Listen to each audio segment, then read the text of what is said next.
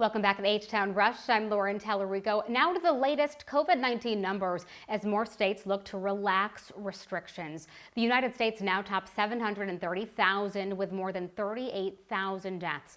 The greater Houston area has more than 6,600 cases. Harris County reported 4 new deaths, bringing the total to 40 in the county. Meanwhile, 1,032 people in Houston and Harris County have recovered. So some good news there. Harris County closed its testing sites because of the weather yesterday, but before that, Mayor Sylvester Turner visited one of the testing centers at Del Mar Stadium. He says he's encouraged by the sites that are reaching capacity, but says the sooner we can get more up and running, the sooner we can figure out just how to reopen the city.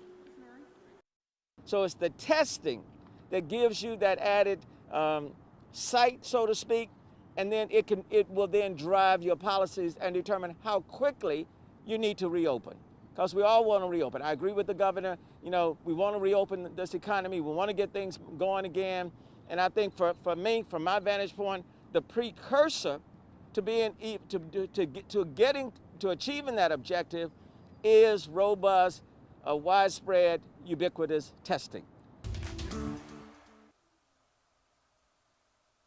Now to some good news about the health of HPD Detective Ray Cervantes. He's been in the ICU for weeks after contracting COVID-19. But Chief R. Acevedo says the officer opened his eyes for the first time this weekend and is responding to various stimuli from his doctors. The chief says Cervantes still has a long way to go, but it appears he may be on the other side of this virus. We certainly hope so.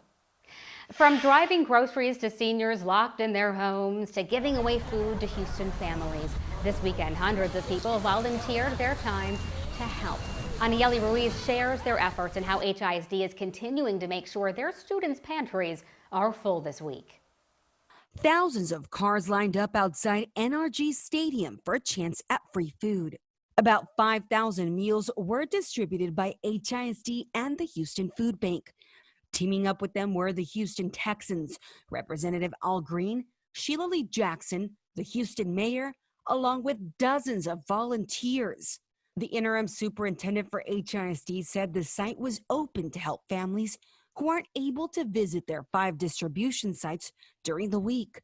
HISD said they'll host similar food distributions the next 4 Saturdays at NRG Stadium. So we're feeding our community.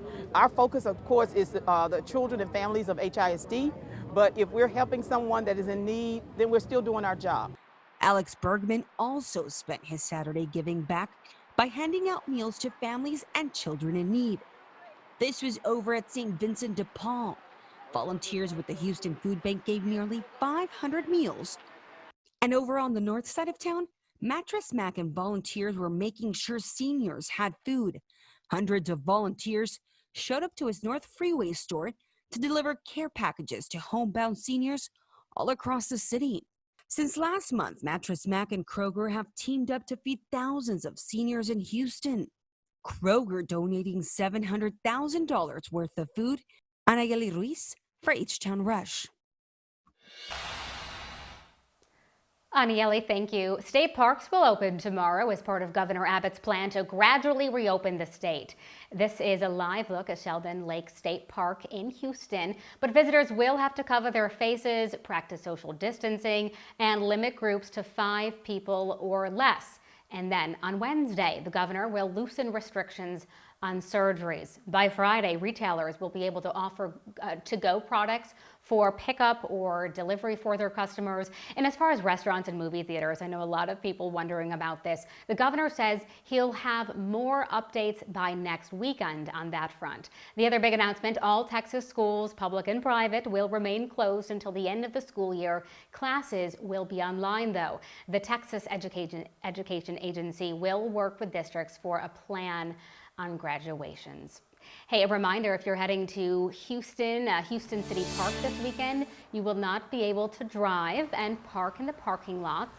The lots will be closed to prevent overcrowding.